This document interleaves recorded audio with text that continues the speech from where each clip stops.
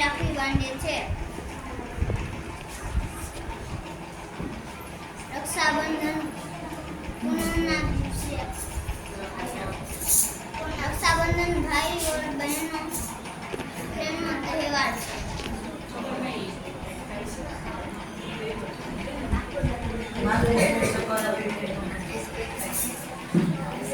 રક્ષાબંધનમાં બહેન ભાઈને તિલક કરે છે.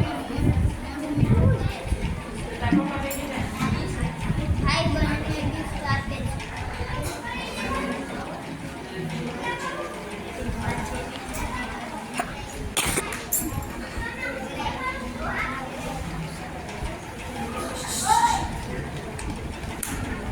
રક્ષાબંધન સામાજિક તહેવાર છે. રક્ષાબંધન ભાઈ બહેનનો તહેવાર છે. રક્ષાબંધન શ્રાવણ સુદ પૂનમના દિવસે આવે છે.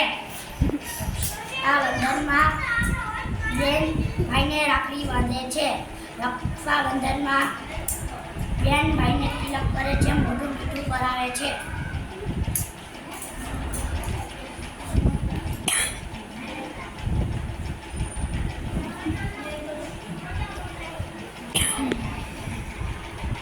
રક્ષાબંધન તિથિ ઉપર આવેલો તહેવાર છે.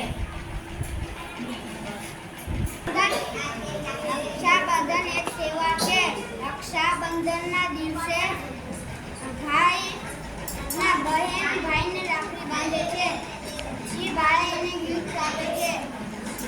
પછી બેન એને મોઢું મીઠું કરાવે છે. પછી ભાઈ એને ગિફ્ટ આપે છે. શ્રાવણ સુદ પૂનમના દિવસે આવે છે. એ તિથિ પ્રમાણે આવતો તહેવાર છે.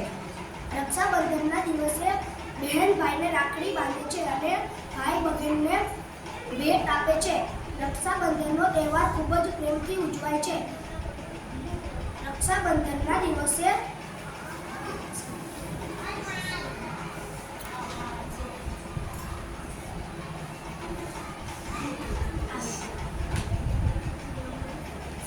બેન ભાઈને આશીર્વાદ આપે છે. રક્ષાબંધનના દિવસે બહેન ભાઈને આશીર્વાદ આપે છે. ભાઈ બેનને રક્ષા કરવાનું વચન આપે રક્ષા કરવાનું વચન આપે છે. બહેન ભાઈને કપાળે તિલક કરે છે. રક્ષાબંધન શ્રાવણ સુદ પૂનમના દિવસે આવે છે. રક્ષાબંધન તિથિ પ્રમાણે આવતો તહેવાર છે. રક્ષાબંધનના દિવસે બહેન ભાઈને રાખડી બાંધે છે અને મોઢું મીઠું કરાવશે અને માથે તિલક કરે છે. રક્ષાબંધનના દિવસે ભાઈ બહેનને ભેટ આપે છે. રક્ષાબંધનના દિવસે બહેન ભાઈને